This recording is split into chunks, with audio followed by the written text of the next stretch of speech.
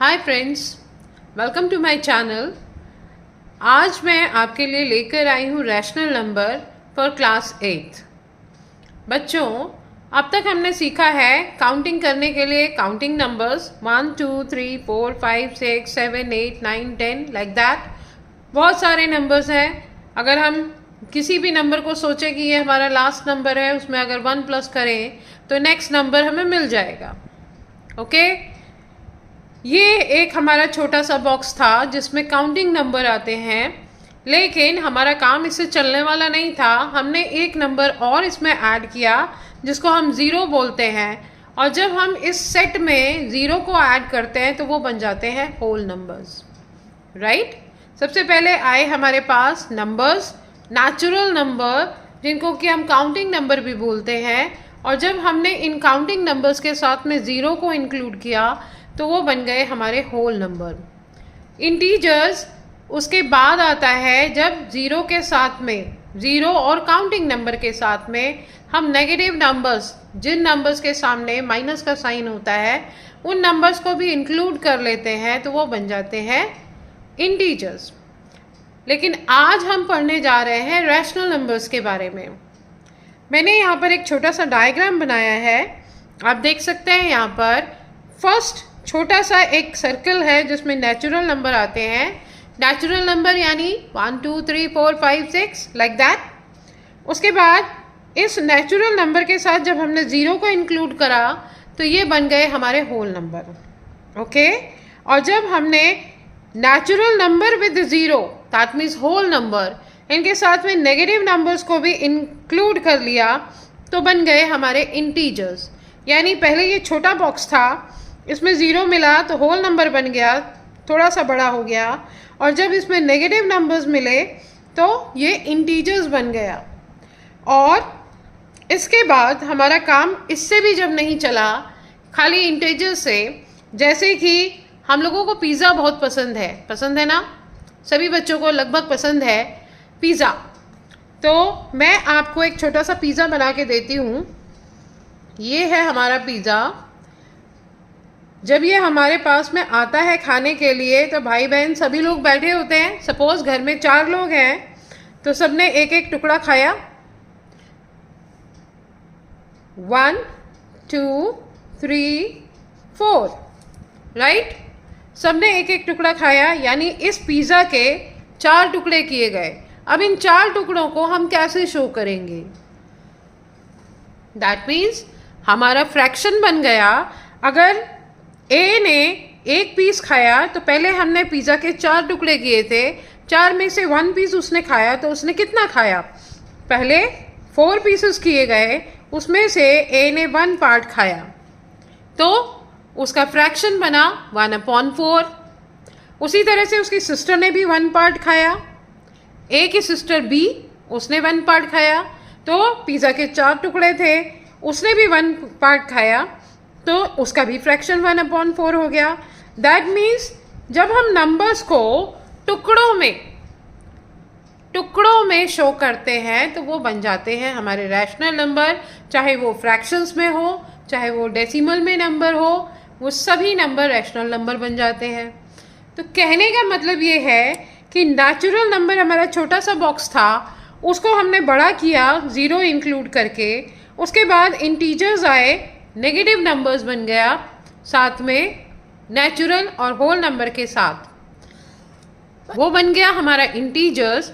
और फिर इसके बाद क्योंकि हमें ज़रूरत महसूस हुई कि हम किसी नंबर को अगर टुकड़ों में शो करना है तो वो हम कैसे शो करेंगे? फ्रैक्शन या डेसिमल भी एक तरीका होता है नंबर लिखने का। जब नंबर 1 और 2 के बीच का हो या 2 और 3 के बीच का हो तो हम उसको कैसे शो करते हैं? रैशनल नंबर्स की मदद से।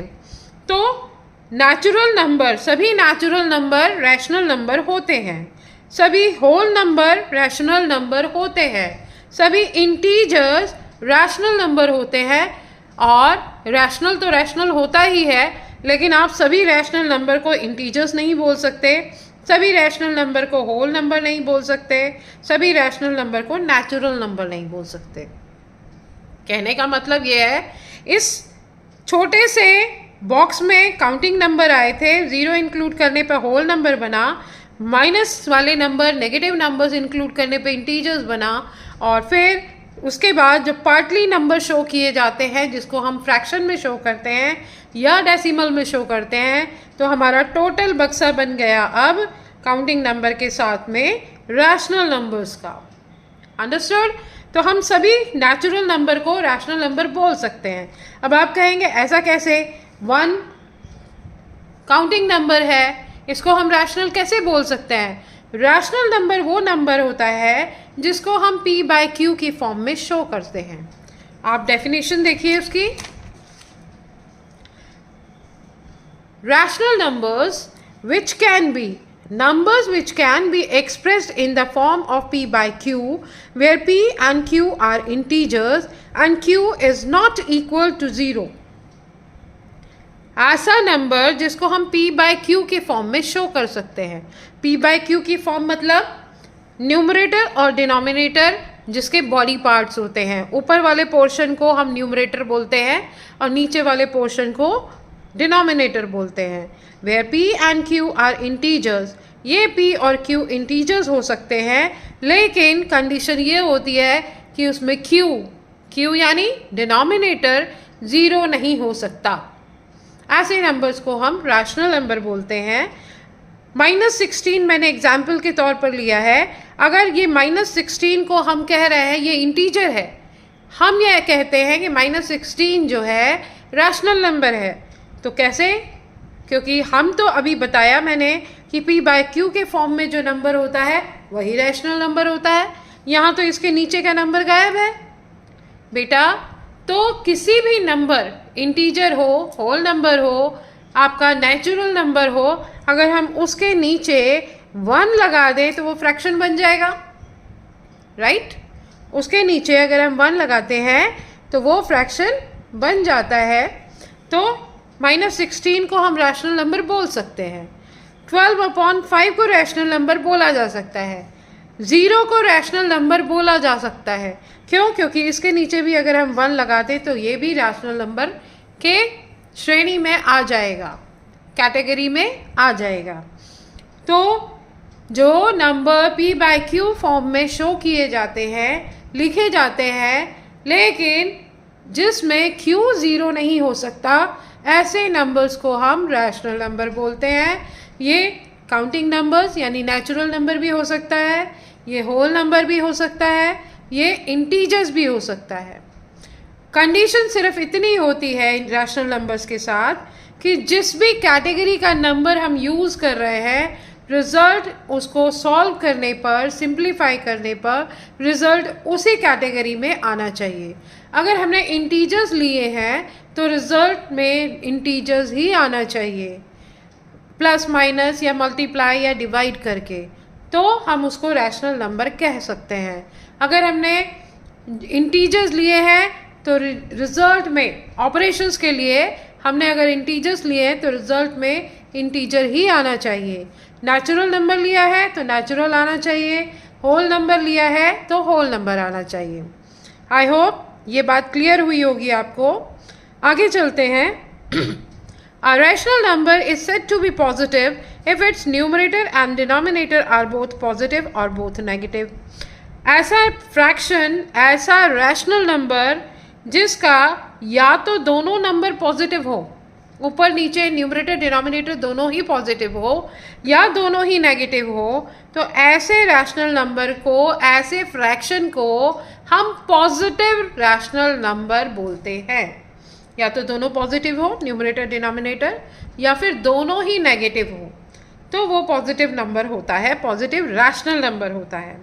और अगर a rational number is said to be negative if its numerator and denominator are such that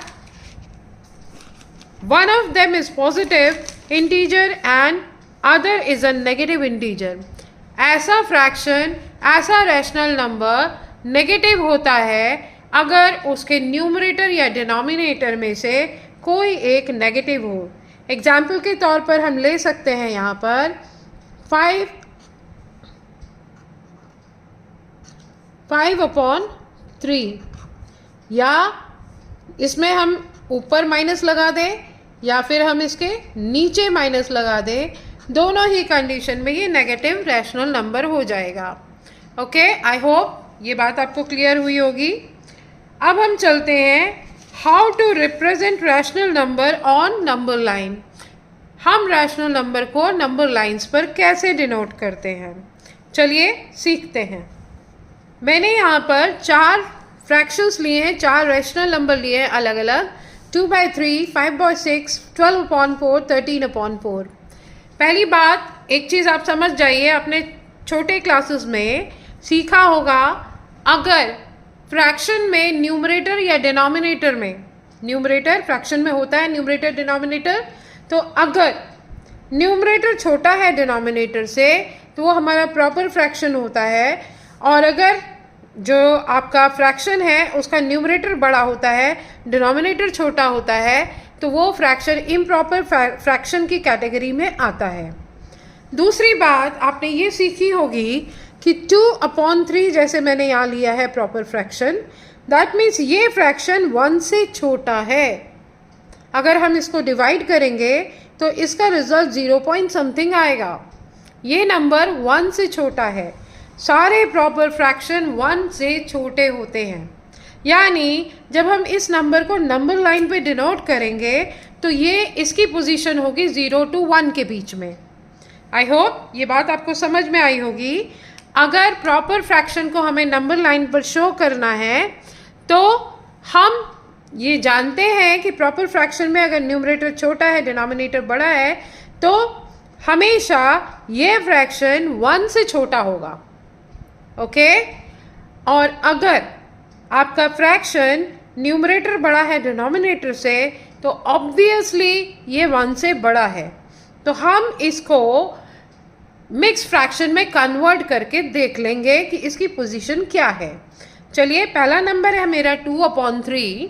जैसे कि मैंने आपको कहा कि 2/3 हमेशा 1 से छोटा होगा, यहाँ पर हम 1 मार्क करते हैं, और जब हमें यहाँ पर इसको 2/3 शो करना है, दैट मीन्स 0 to 1 के बीच में हमने 3 इक्वल पार्ट्स किए।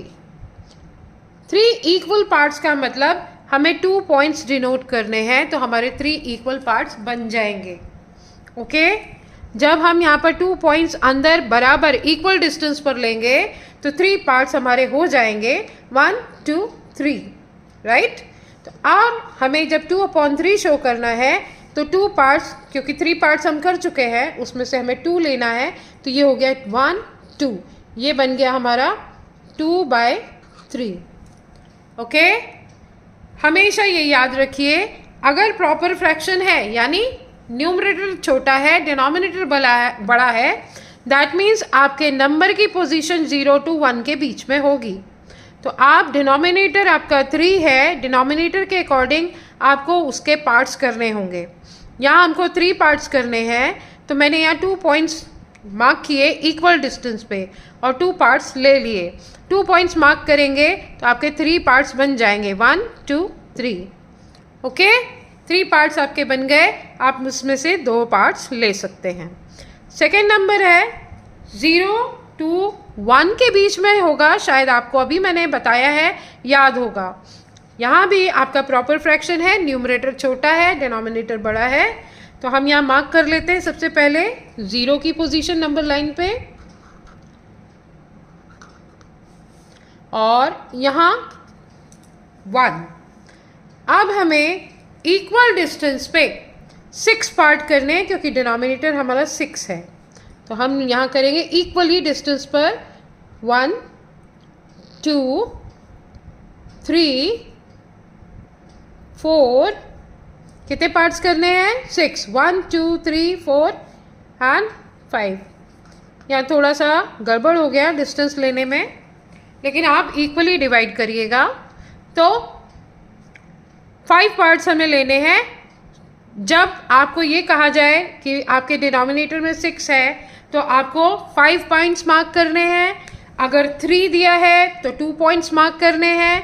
4 दिया है प्रॉपर फ्रैक्शन के लिए, याद रखिएगा, इम्प्रॉपर के लिए नहीं, प्रॉपर फ्रैक्शन के लिए। अगर 3 पार्ट्स दिए हैं तो आपको 2 पॉइंट्स मार्क करने होंगे इक्वल डिस्टेंस पे। 6 पार्ट दिया है तो आपको 5 पॉइंट्स मार्क करने होंगे इक्वल डिस्टेंस पे। 4 दिया है तो आपको 3 पॉइंट्स मार्क करने होंगे इक्वल डिस्टेंस पे 0 to 1 के बीच में। ध्यान रखिएगा। आगे बढ़ते हैं। इसने हमें बोला 6 पार्ट करने को, हमने 6 पॉइंट्स मार्क किए। यहाँ मेरा थोड़ा सा गड़बड़ हो गया डिस्टेंस लेने में, लेकिन आप इक्वल डिस्टेंस पे मार्क करिएगा। तो अब हम 5 लेंगे। 1 2 3 4 5। हमारा नंबर होगा यहाँ पर 5/6। 5/6। 5/6 की पोजीशन हमारी यहाँ कहीं है। थर्ड नंबर मैंने लिया है 12/4। नंबर लाइन पे शो करना है हमें। 12/4 है नेक्स्ट नंबर हमारा। तो सबसे पहले आप इसको मिक्स फ्रैक्शन में कन्वर्ट करिए, कोशिश करिए मिक्स फ्रैक्शन में कन्वर्ट करने की। 12/4, लेकिन यहाँ तो 12 हमारा पूरा डिवाइड हो रहा है 4 से, तो आप काट सकते हैं इसको। 4 1 जा 4, 4 3 जा 12। तो आप यहाँ पर 0 मार्क करिए। और क्योंकि ये होल नंबर है या नेचुरल नंबर कह सकते हैं, तो इक्वली आप अपने नंबर लाइन पे 3 पॉइंट्स लगाइए इक्वल डिस्टेंस पे। और ये हो गया 3, ये है 1, ये है 2 और इधर आ गया 3। नेक्स्ट नंबर मैंने लिया है 13/4। 13/4 को आप डिवाइड करिए इक्वली। इसको मिक्स फ्रैक्शन में कन्वर्ट करेंगे हम। 13/4 को करिए 13/4, 4 3 जा 12, रिमाइंडर बचा 1, तो फ्रैक्शन हो गया 3 होल 1/4। दैट मीन्स ये इसकी पोजीशन 3 और 4 के बीच में होगी। 3 तो हमें पूरा लेना होगा। दैट मीन्स यहाँ हम मार्क करेंगे 0, ये हुआ 1, ये हुआ 2, ये हुआ 3 और इधर है 4। 3 और 4 के बीच में हमें इसके इक्वल पार्ट करने हैं। कितने पार्ट्स करेंगे तो हमें 4 पार्ट मिलेगा? देखिए अभी मैंने आपको बताया अगर 4 पार्ट करने हैं, 4 पार्ट चाहिए, नीचे 4 लिखा है तो हम 3 पॉइंट्स मार्क करेंगे। तो 3 और 4 के बीच में आप मार्क करेंगे 3 पॉइंट्स, 1 2 एंड 3। इक्वली आपको मार्क करने हैं 1 2 एंड 3। और आपकी पोजीशन होगी 3 होल 1/4 का, आपको 1 लेना है तो आपकी पोजीशन आएगी 3 होल 1/4 और 13/4। आप इसको दोनों तरह से मार्क कर सकते हैं। आई होप आपको समझ में आया होगा। नंबर लाइन पर हम रैशनल नंबर्स को कैसे डिनोट करते हैं। याद रखिएगा जब भी हमें मार्क करना है इक्वल डिस्टेंस पे हम सारे पॉइंट्स लेंगे और जितना हमारे डिनोमिनेटर में दिया हुआ है नंबर उससे 1 पॉइंट कम मार्क करेंगे। बीच में अगर प्रॉपर फ्रैक्शन है तो नंबर की पोजीशन हमारे 0 to 1 के बीच में होगी। अदरवाइज उसकी पोजीशन हम मिक्स फ्रैक्शन में चेंज करके मालूम कर सकते हैं, जैसे मैंने आपको यहाँ करके बताया कि यहाँ पर 3 होल नंबर है, दैट मीन्स इसकी पोजीशन होगी 3 और 4 के बीच में। ओके, आगे चलते हैं। अब सीखते हैं हम इक्विवेलेंट रैशनल नंबर्स कैसे मालूम किया जाता है। इक्विवेलेंट फ्रैक्शन मालूम करने के हमारे 2 तरीके हैं, एक तो मल्टीप्लाई और एक दूसरा डिवाइड। मल्टीप्लाई करने के लिए हम इक्वली दोनों न्यूमरेटर और डिनोमिनेटर दोनों को किसी एक नंबर से मल्टीप्लाई करते हैं। जैसे चाहे हमें जितने भी इक्विवेलेंट फ्रैक्शन 3/5 के निकालने हैं तो हम क्या करेंगे 3/5 मल्टीप्लाई बाई 2 मल्टीप्लाई बाई 2। ऊपर नीचे दोनों तरफ मल्टीप्लाई करेंगे। 3 2 जा 6, 5 2 जा 10। एक आपका इक्विवेलेंट फ्रैक्शन आ गया। उसके बाद आप दूसरा निकालिए 3 multiply by 3 and 5 multiply by 3। 3 3 जा 9, 5 3 जा 15। इस तरह से आप चाहे जितने rational numbers equivalent rational number निकाल सकते हैं। शर्त सिर्फ इतनी है कि आप एक ही नंबर, जो भी नंबर लें, सेम नंबर लें मल्टीप्लाई करने के लिए, ऊपर नीचे न्यूमरेटर और डिनोमिनेटर दोनों से। Okay, either you are taking 2 और 20 और 200, 2000, whatever you are taking, जो कुछ भी आप ले रहे हैं, इससे कोई प्रॉब्लम नहीं है, लेकिन कंडीशन सिर्फ इतनी है कि ऊपर नीचे दोनों तरफ आपको सेम नंबर से मल्टीप्लाई करना होगा। ओके, यहाँ मैंने 2 और 3 से किया था, अब मैं 2/3 को 4 से मल्टीप्लाई करके शो करती हूँ। मेरा मकसद सिर्फ इतना बताना है कि आप किसी भी नंबर से मल्टीप्लाई करिए, लेकिन जो भी नंबर लें इक्वली लें। 2 4 जा 8, 3 4 जा 12। 2/3 का एक और इक्विवेलेंट फ्रैक्शन निकाल लीजिए, 5 से मल्टीप्लाई करिए, न्यूमरेटर डिनोमिनेटर दोनों को, 5 2 जा 10, 3 5 जा 15। ओके, आई होप आपको समझ में आया होगा कैसे मल्टीप्लाई करके निकालते हैं। इक्वली आपको न्यूमरेटर डिनोमिनेटर दोनों के लिए सेम नंबर निकालने होते हैं, मल्टीप्लाई करने होते हैं। दूसरा मेथड है, हाँ, तो अब चलते हैं दूसरे मेथड की तरफ, डिवीजन, जो कि अभी हमने इक्विवेलेंट फ्रैक्शन सीखा मल्टीप्लिकेशन मेथड से, अब हम करेंगे डिवीजन मेथड से। जैसे कि मल्टीप्लिकेशन वाले मेथड में हम सेम नंबर मल्टीप्लाई करने के लिए लेते हैं, उसी तरह से डिवीजन मेथड के लिए हम डिवाइड करने के लिए भी सेम नंबर लेंगे, ऊपर नीचे न्यूमरेटर डिनोमिनेटर दोनों को। तो जैसे कि मैंने यहाँ लिया है फ्रैक्शन 36/45, ये नंबर, इसका कॉमन फैक्टर डिवाइड करने के लिए कॉमन फैक्टर लेंगे, याद रखिएगा। कॉमन फैक्टर मतलब जिससे कि ये ऊपर नीचे दोनों नंबर डिवाइड हो जाएं, वो सेम नंबर ही होगा। 3 से 36 और 45 दोनों डिवाइड होता है, 9 से भी आपका 36 45 दोनों डिवाइड होता है। तो हम एक बार 3 से डिवाइड करके देखते हैं, 3/3। अगर हम 36 को डिवाइड करें 3 से तो 3 1 जा 3, 3 2 जा 6 आएगा, और 45 को डिवाइड करें तो 3 1 जा 3, 1 बचेगा, 5 को देंगे 15 हो जाएगा, 3 5 जा 15। ओके, और अगर हम इसी नंबर को 36/45 को ऐसे भी निकाल सकते हैं, 12/15 को डिवाइड करके भी निकाला जा सकता है, वो भी इक्विवेलेंट फ्रैक्शन होगा। हम यहाँ पर 9 से डिवाइड करते हैं दोनों नंबर को। याद रखिए, मल्टीप्लाई मेथड कर रहे हैं तो मल्टीप्लाई भी सेम ही नंबर से करना है, न्यूमरेटर डिनोमिनेटर दोनों को।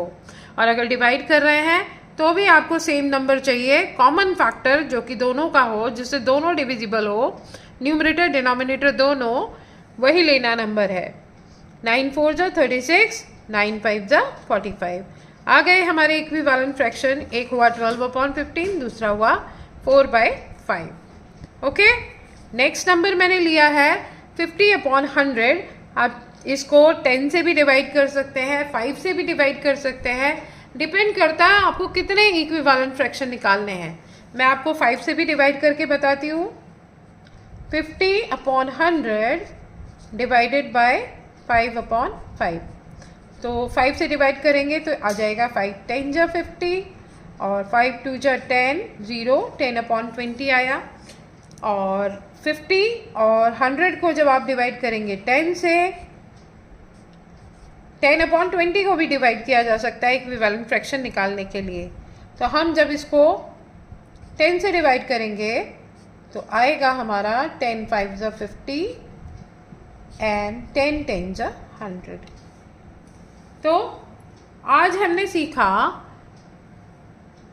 रैशनल नंबर के बारे में, इसके अलावा how to represent the rational number on number line, कैसे हम नंबर लाइन पर अपने रैशनल नंबर्स को मार्क करते हैं, और दूसरा हमने सीखा इक्विवेलेंट फ्रैक्शन निकालना, इक्विवेलेंट रैशनल नंबर निकालना। अब हम रैशनल नंबर की ही बात करेंगे, इसको फ्रैक्शन नहीं बोलेंगे, रैशनल नंबर बोलेंगे। तो how to find equivalent rational numbers, ये हमने सीखा। ये 2-3 चीज़ें हमने आज सीखी, इसके आगे नेक्स्ट वीडियो में बताऊंगी मैं, तो बने रहिएगा मेरे साथ बच्चों अगले वीडियो में भी। तब तक के लिए खुश रहिए, मस्त रहिए, स्वस्थ रहिए। बाय।